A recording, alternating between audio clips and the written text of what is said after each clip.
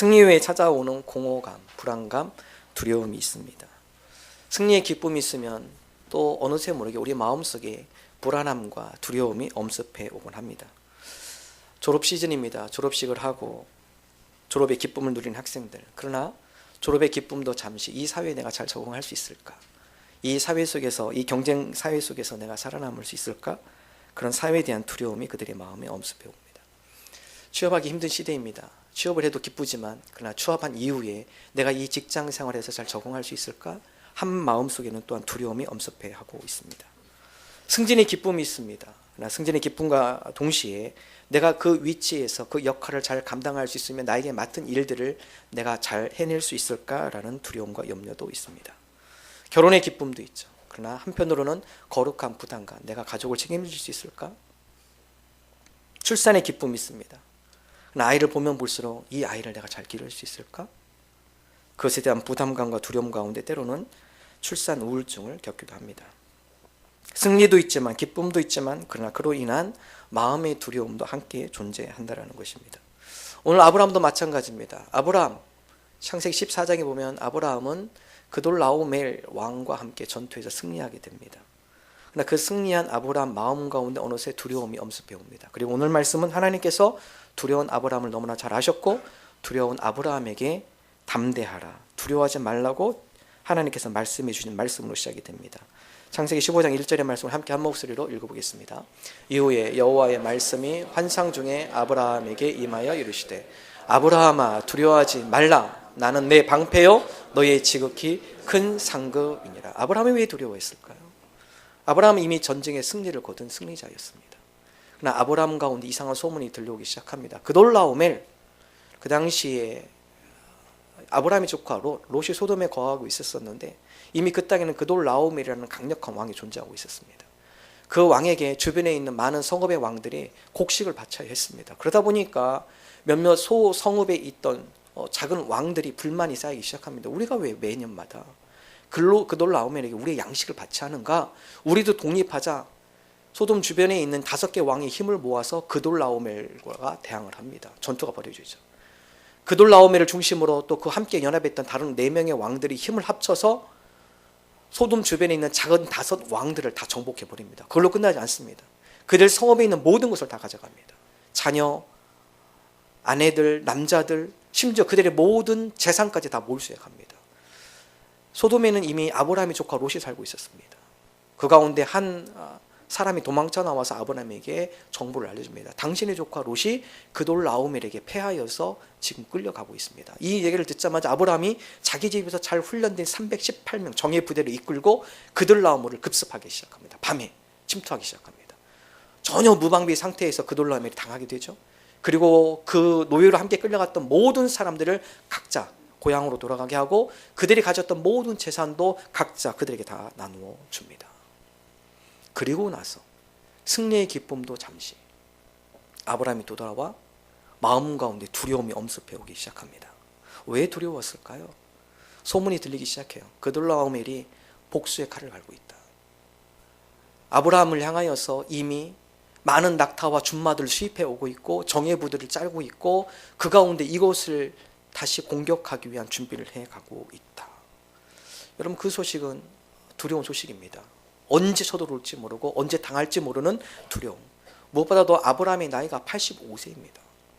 늙었고 리더십도 약해지고 특별히 그와 함께했던 318명의 정예 부대는 다 이방인들입니다. 생명의 위협이 있다면 언제든지 도망갈 사람들입니다. 함께 구해졌던 조카 롯은 이미 소돔 세속에 빠져서 아브라함과는 관계없는 또 다른 세속의 성공과 탐욕에 빠져 살아가는 사람이 되었습니다. 그 가운데 아브라함이 두려우기 시작합니다. 누가 나를 보호해 줄까? 누가 나로 하여금 믿을 만한, 나를 지켜주고 나와 끝까지 함께할 믿을 만한 그 어떤 누군가가 존재하고 있는가? 아무도 없어요. 아브라함이 두려워하기 시작합니다. 그런 아브라함에게 하나님께서 아브라함아 두려워하지 말아라. 이후에 여호와의 말씀이 환상 중에 아브라함에게 임하여 이르시되 아브라함아 두려워하지 말아라. 나는 내 방패요 너의 지극히 큰 상급이니라. 아브라함이 두려움이 있을 때, 염려에 있을 때, 근심이 있을 때 하나님께서 그것을 너무나 잘 아셨고 그리고 근심과 두려움에 쌓여있는 아브라함이 그 두려움에 함몰되지 않도록 그 두려움에 주눅되지 않도록 하나님께서 말씀을 통해서 아브라함을 다시 일으켜 주신 말씀이 오늘 말씀이 기록이 되어 있습니다. 여러분, 그렇습니다. 우리 삶 가운데 두려움이 있어요. 기쁨도 있지만, 승리의 기쁨도 있지만, 우리 삶 가운데 예기치 못할 두려움이 엄습해 올 때가 있다는 사실입니다. 여러분, 그럴 때 우리가 주의할 것, 하나님의 말씀을 들을 필요가 있습니다. 하나님께서 나와 함께 하시고 나의 방패가 되어주시고 하나님께서 나를 보호해 주신다는 확신 있는 믿음, 여러분, 이 믿음이 우리 가운데 있을 때 우리가 결코 그 두려움에 실패하지 않습니다. 다윗도 마찬가지죠. 성경의 많은 인물들 보면 위기 때마다, 힘들 때마다 그들이 고백하는 내용이 있습니다. 시편 18편 1절 2절 함께 한 목소리 읽겠습니다. 나의 힘이신 여호와여, 내가 주를 사랑하나이다. 여호와는 나의 반석이시요 나의 요새시요 나를 건지시는 이시요 나의 하나님이시요 내가 그 안에 나의 바위시요 나의 방패시요 나의 구원의 뿌리시요 나의 산성이시로다. 여러분, 다윗도 똑같은 고백을 하죠. 사울에 대한 추격의 위험, 목숨의 위험이 있습니다. 언제 잡혀갈지 몰라요. 언제 다른 누군가가 신고할지 모릅니다. 그런 죽음의 위기를 하루하루 살아가는 가운데 다윗으로 하여금 그런 두려움 가운데서도 담대함을 얻을 수 있었던 것은 하나님에 대한 확고한 믿음이었습니다. 하나님께서 나를 지켜줄 줄로 믿습니다. 세상에 믿을 사람 아무도 없지만, 세상이 나를 에워싸고 나를 잡으려고 수많은 사람들이 나를 추적하고 있지만, 그러나 하나님께서 나의 산성이 되어 주시어서 그들이 나를 침범치 못하도록 나를 지켜주실 줄로 믿습니다. 그런 믿음 가운데 다윗이 담대함을 얻을 수 있었고 평안한 마음을 가질 수 있었고 그 가운데 미래를 품고 살아갈 수 있었습니다. 새해입니다. 앞으로 우리에게 어떤 일들이 일어날지 아무도 짐작할 수 없어요. 그러나 예기치 못한 여러 가지 어려움과 압박과 직장에서, 여러분 대인관계 속에서, 혹은 가정 속에서, 자녀와의 관계 속에서, 혹은 육체적인 여러 질병, 어떤 일들이 우리를 압박할지 모릅니다. 주변에 어떤 스트레스가 우리를 압박할지 모르죠. 중요한 것은 아무리 강한 압박과 압력과 스트레스와 어려움과 두려움이 있다 할지라도 그것을 이겨낼 힘은 우리 안에 주님께서 우리와 함께 하신다는 믿음, 이 믿음이 있을 때 두려움을 이겨낼 수 있을 거고, 여러분을 억누르는 압박과 스트레스를 이겨낼 수 있고, 여러 가지 어려움과 고난 가운데 그것을 돌파할 수 있는 힘이 거기서 시작이 되어진다는 것입니다. 미국의 핵 잠수함, 1960년대에 트레셔라는 핵 잠수함을 건조했습니다. 핵 잠수함을 건조하고 이 잠수함이 얼마나 강력한지, 얼음도 부시면서 전진할 수 있는 잠수함입니다. 강철로 만들어졌기 때문에 이 잠수함은 가장 깊은 잠수 기록을 보유하고 있습니다. 이 잠수함의 한계 깊이가 어디까지가 될까? 더 깊이 이 잠수함이 그 한계를 측정하기 위해서 내려가기 시작합니다. 그러나 어느 깊이에 들어갔을 때 이 잠수함이 다 찌그러집니다. 바다의 압력을 이기지 못한 거죠. 그 안에 있는 모든 잠수 대원들이 다 바다 밑으로 가라앉습니다. 얼음을 깰 수 있는 그런 강철 같은 핵 잠수함도 바다의 압력 한계를 넘어섰을 때에는 그 압력에 의해 찌그러지게 되는 것이죠. 그 잠수함의 흔적을 찾기 위해서 강철고 모양의 바다 탐색선을 띄웁니다. 호수를 해서 강철로 되어졌고 틈틈이 강력 유리로 해서 밖을 볼 수 있는 잠수함. 그리고 그곳에는 강철 잠수복을 입은 연구팀들이 그 탐색선을 타고 다시 바다 밑으로 들어갑니다. 바다 밑으로 들어가면서 찾은 것은 고작 철판 2조각. 아무도 흔적을 찾을 수가 없어요. 근데 그 탐색하는 가운데 놀라운 광경을 보게 됩니다. 도저히 바다 물고기가 살 수 없을 정도의 깊이에 1인치만한 작은 물고기를 발견하기 시작합니다. 눈이 톡 튀어나왔고요. 깜깜한 바다 속이다 보니까 네온빛 같은 빛을 발하는 1인치만의 손톱만한 작은 물고기들이 왔다 갔다 하는 것을 봅니다. 연구원들이 궁금증을 갖습니다. 어떻게 이 깊은 곳에 저 자그마한 물고기들이 살아갈 수 있을까? 강철로 된 얼음을 돌파할 수 있는 그런 잠수함도 견디지 못하는 압력인데 어떻게 저 조그만 손톱만한 물고기들이 이곳에서 버텨나갈 수 있을까? 이런 물고기가 그 안에 버틴다는 것은 그 바다의 압력을 이겨낼 수 있는 내부의 힘이 있었다는 것이죠. 처음부터 그랬겠습니까? 위에 있다가 좀 더 내려오면서 점점 내부의 압력, 내부의 힘이 점점 길러지게 되는 것이죠.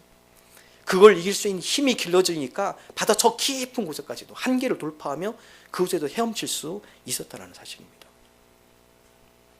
주변의 보호막이 중요한 것이 아니라 우리 내적인 힘이 중요합니다. 보통 사람들은 내공이라고 하죠. 내공을 쌓아야 돼. 우리 신앙인은 좀 다른 표현을 써요. 뭐라고 씁니까? 영적인 힘, 영적인 파워, 영역이 있어야 돼요. 영적인 힘이 있어야 세상의 압박, 스트레스, 세상의 여러 가지 두려움, 그걸로부터 이겨낼 수 있는 힘은 우리 속에 영적인 힘이 생길 때입니다.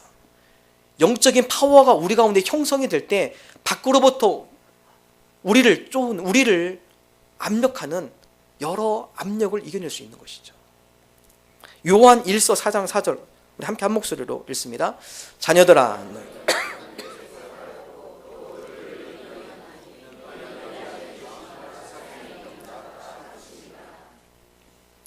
너희는 하나님께 속하였고 또 그들을 이겼다. 이미 이겼어요. 왜 그렇습니까? 너희 안에 계신 이가 세상에 있는 자보다 크기 때문에 그렇습니다. 우리가 이 믿음을 갖고 살아계신 하나님을 모시며 그 하나님으로부터 부여받는 영적인 힘이 있을 때 세상을 이기는 거예요. 세상을 이기시는 분이 우리 안에 계시기 때문에 그렇습니다. 여러분, 이것이 바로 영적인 힘입니다. 이게 바로 영적인 파워이죠. 자녀 교육 마찬가지입니다. 많은 부모님들이 자녀 교육 걱정하세요. 이 약하고 유혹이 많고 죄악 가운데 우리 자녀들이 잘 살아갈 수 있을까? 얼마나 자녀들이 살아가기 힘든 세상이에요. 부모님들이 자꾸 보호막을 쳐줘요. 근데 언제까지 치시겠습니까? 보호막을.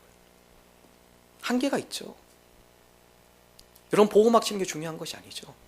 보호막은 언제든 깨질 수 있고 강철과 같은 핵잠수함도 깨지는데요. 보호막을 치는 게 중요한 것이 아니라 세상보다 크신 하나님을 만나게 하는 것이 중요합니다. 그 하나님을 만날 때 우리 자녀들이 자신감을 갖습니다.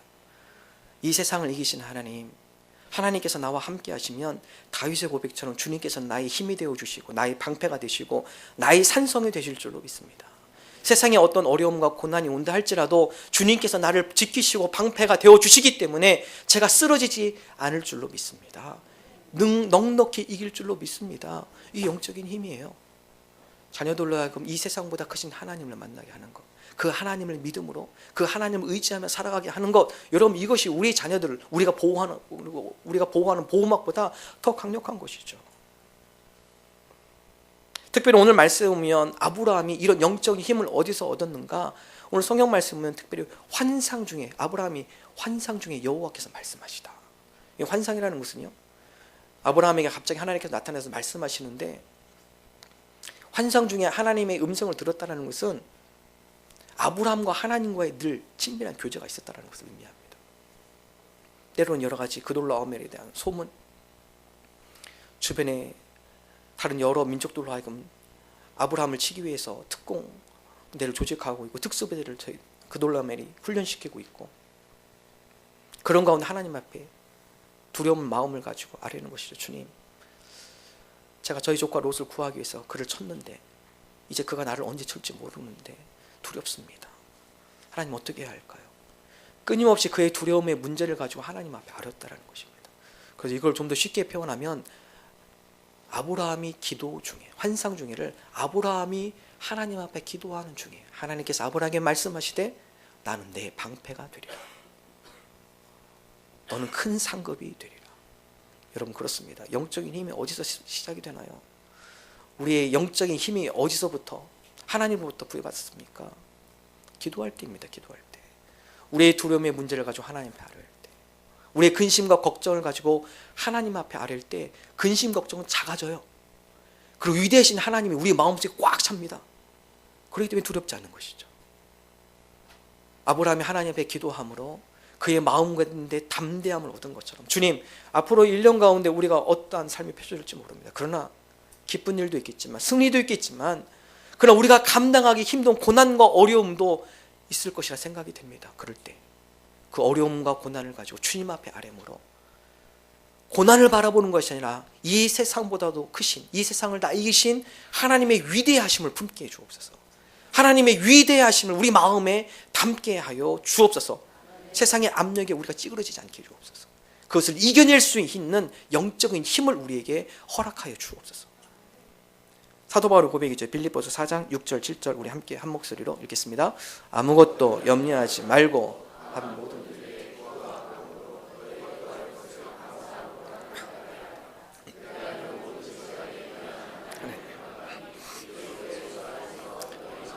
생각을 지키시라. 아멘. 아무것도 염려하지 말아라. 어떻게 하라고요? 염려 대신 그걸 가지고 기도해라. 여러분의 염려와 두려움이 있습니까? 다 기도의 땔감으로 바꾸시기 바랍니다. 하나님, 이 염려, 이 두려움 하나님 앞에 기도의 제물로 바칩니다. 이 문제를 가지고 기도의 땔감을 삼을 때 이 염려와 이 두려움을 주님께서 다스려 줄 줄로 믿습니다. 모든 지각에 뛰어난 하나님의 평강이 우리 마음과 생각을 지켜줄 줄로 믿습니다. 원래 여러분 두려움과 염려 가운데 기도로 승리하는 저와 여러분 되기를 주님의 이름으로 축원합니다. 찬송가 370장 다음 같은 고백이 있죠.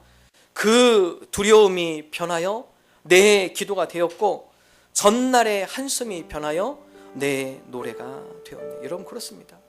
우리 가사를 한번 생각하며 주님, 우리 마음에 두려움이 있지만 그러나 기도하는 가운데 그 두려움이 변할 줄로 믿습니다. 전날의 한숨이 변할 줄로 믿습니다. 우리는 마음을 가지고 우리 함께 370장 2절 한번 찬양합니다. 그 두려움이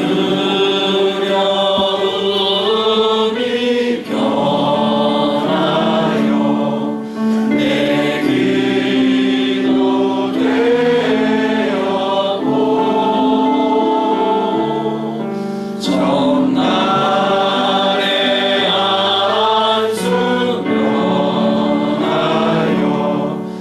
내 노래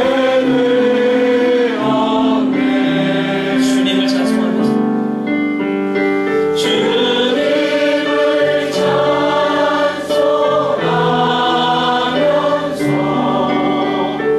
할렐루야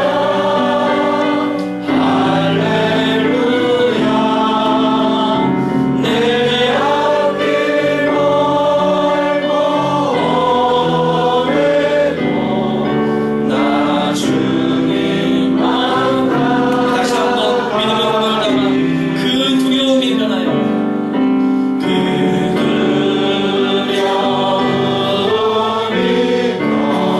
변하여 내 기도 되었고 전날의 한숨 변하여 내 노래 되었네. 주님을 찬송하면서 주님을 찬송하면서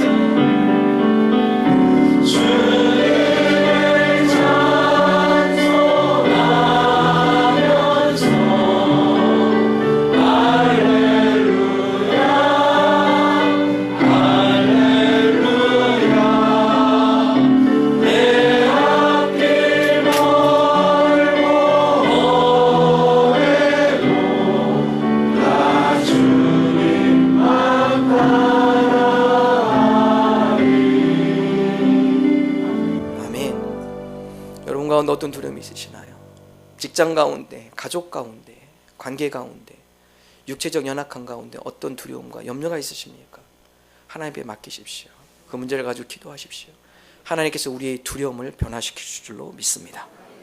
두 번째, 오늘 말씀에 보면 그런 하나님의 위로와 하나님께서 함께 하시는 약속의 말씀 가운데 아브라함이 그 마음 가운데 주체할 수 없는 절망감 속으로 빠져들어간 말씀 기록이 되어 있습니다. 하나님, 주님께서 나의 방패가 되어주신다 말씀하셨고 하나님께서 나로 하여금 큰 상급이라고 말씀하셨는데 저에게 큰 상급이 아직 이루어지지 않았습니다. 하나님께서 나로 하여금 너의 본토 친척 아버지 집을 떠나라고 말씀하신 그때 제 나이가 75세였습니다. 저 그 말씀 믿고 따라갔습니다. 그리고 하나님께서 약속하신 가나안 땅에 왔습니다. 그리고 이곳에서 10년을 지냈습니다. 내 나이 85세입니다. 그러나 상급이 보이지 않습니다. 주님께서 너로 하여금 큰 민족이 되겠다고 말씀하셨는데 아직도 10년이 지난 이 상황 가운데 자식 하나 저한테 주지 않으셨습니다. 정말 큰 상급이 있는 걸까요, 주님? 정말 저로 하여금 그런 민족을 선물로 주시는 것입니까? 그러나 나의 현실은 그렇지 않습니다. 나의 현실을 바라볼 때 절망 속으로 빠져갈 수밖에 없습니다. 아브라함의 고백이에요. 그런 아브라함에게 하나님께서 다음과 같이 말씀합니다. 창세기 15장 5절의 말씀 우리 다시 함께 한 목소리 읽겠습니다. 그를 이끌고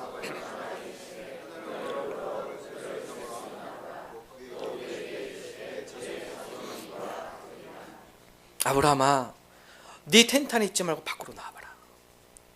하나님, 제 후손이 될 사람은 저희의 종 엘리에셀 뿐입니다. 더 이상 저에게 자녀가 없습니다.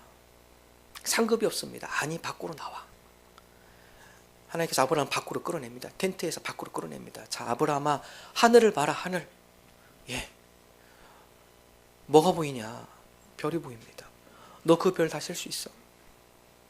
하늘에 있는 별을 너 다 손가락으로 일일이 다 세볼 수 있겠니?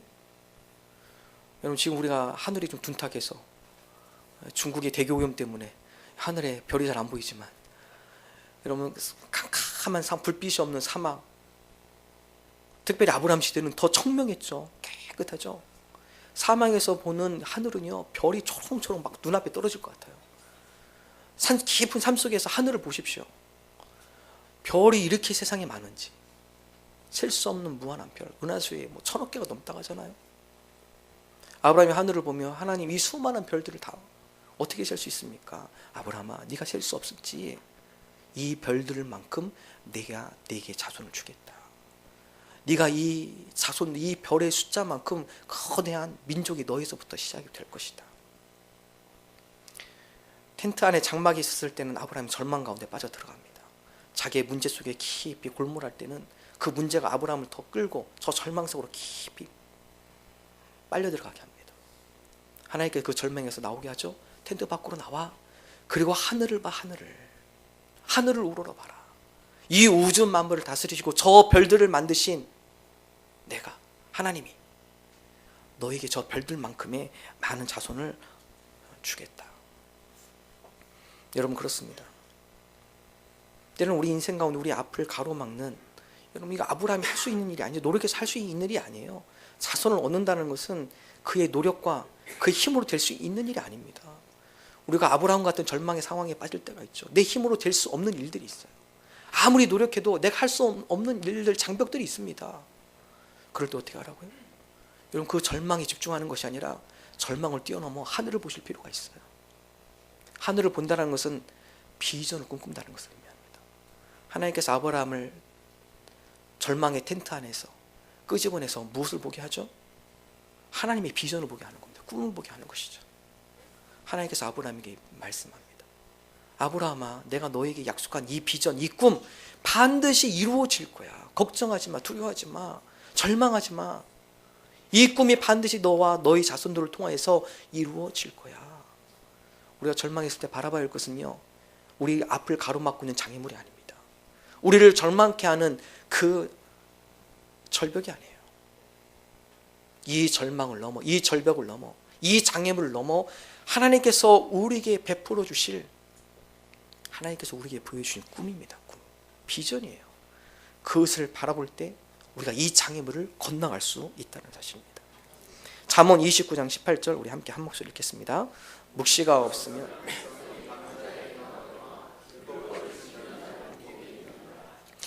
없으면 백성이 방자에 행한다. 묵시는 계시입니다. 계시라는 것은 하나님의 말씀, 하나님께서 우리에게 말씀하셔서 미래에 대한 하나님의 말씀, 이걸 좀 더 쉽게 번역하면요, 비전입니다. 비전. 하나님께서 우리에게 주시는 비전이 없으면 어떻게 한다고요? 방탕한다는 거예요. 방황하게 된다는 것입니다. 비전이 없으면 계속 절망 속으로 빠져들어가고, 두려움 속에 빠져들어가고, 내가 할 수 없는 장애물에 있어서 신세를 한탄하며 낭만 가운데 빠져들어가게 되는 것이죠. 그러나 하나님께서 우리에게 주신 비전이 있을 때 우리가 방황하지 않습니다. 방탕하지 않아요. 낭망하지 않아요. 절망하지 않는다는 사실입니다.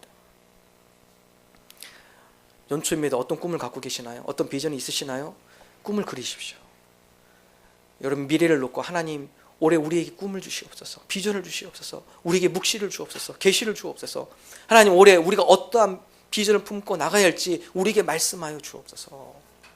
우리 교회적으로 하나님, 올 한 해 우리 성도님들이 영적으로 성장하길 원합니다. 우리 함께 말씀 통독하죠. 말씀 가운데 믿음의 반석 위에 폭풍이 와도 쓰러지지 않는 반석 위에 세운 그리스도인들이 되기를 원합니다. 하나님의 말씀으로 통독해 나가잖아요. 하나님 거기에 멈추는 것이 아니라 우리가 양적으로 성장하길 원합니다. 우리 스스로 성장하는 것에 자족하고 만족하는 것이 아니라 이 받은 은혜를 함께 나누며 그들에게도 이 은혜의 자리에 함께 초청하며 우리로 하여금 VIP를 품게 하여 주셔서 그 영혼도 하나님 앞에 인도하는 전도의 열매, 구원의 열매가 맺히는 한 해 되게 하여 주옵소서. 영적으로 성장할 뿐만 아니라 질적으로 양적으로 성장하는 한 해가 되게 하여 주옵소서. 올해 우리 교회의 비전이에요. 이런 비전은 구체화시켜야 돼요. 기록하십시오. 하나님, 올해 하나님께서 우리에게 이러이러한 소망을 주옵소서. 기도하면 하나님, 우리가 이러이러한 일들이 이루어지기를 원합니다. 구체적으로 기록하십시오. 그리고 구체적으로 그 문제를 가지고 하나님께 기도하십시오. 하나님께서 우리의 기도를 통하여서 하나님께서 우리에게 주신 비전들이 이루어질 줄로 믿습니다.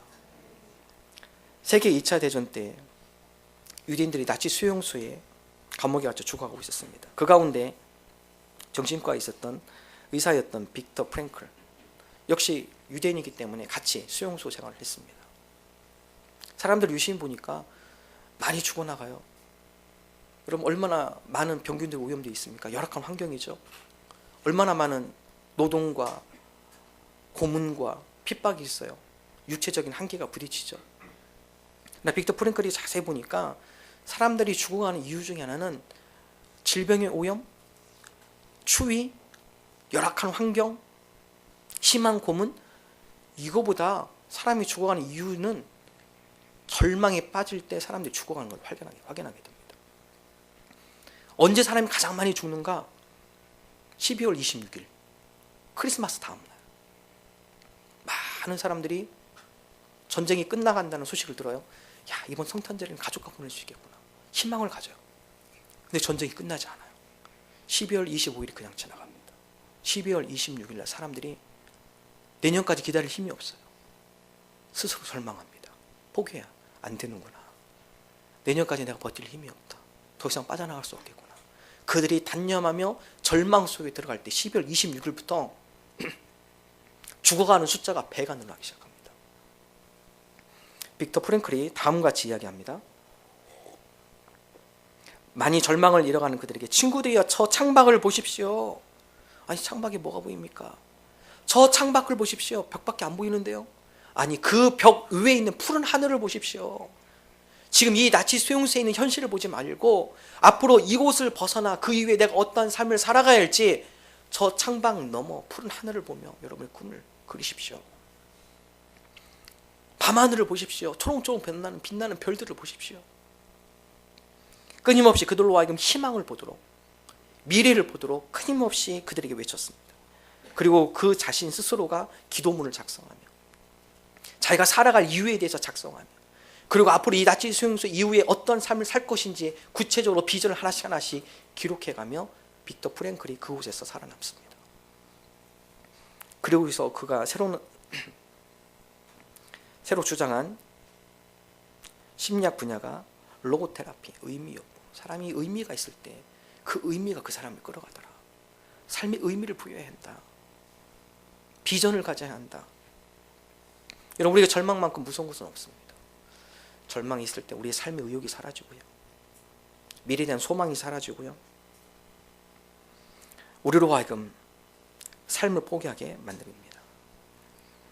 절망을 돌파하는 힘, 하나님께서 아브라함을 끌고 밖으로 나가며 비전을 주신 것처럼 하나님, 올해 한 해 우리가 비전을 붙들고 나가길 원합니다. 때로는 우리 앞에 어떤 절망과 장애물이 있다 할지라도 그것을 뚫고 가는 힘, 하나님께 주시는 비전인 줄로 믿습니다. 우리에게 비전을 주시고 그 비전을 구체화시키며 그 비전을 위해서 구체적으로 세밀하게 기도하는 한 해가 되게 하여 주옵소서. 사도행전 2장 17절 함께 한 목소리로 읽습니다. 하나님이 말씀하십니다.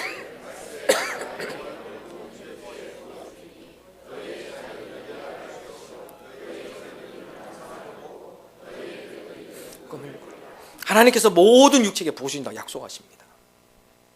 하나님, 우리에게 비전을 주옵소서. 주의 영을 부어주셔서 자녀들이 예언하게 하시고 젊은이들이 환상을 보고 늙은이들이 꿈을 꾸는 그런 하나님의 비전에 사로잡힌 삶이 되게 하여 주옵소서. 비전을 구체적으로 주신 하나님께 가까이 나아가십시오. 그리고 간구하십시오. 구하십시오.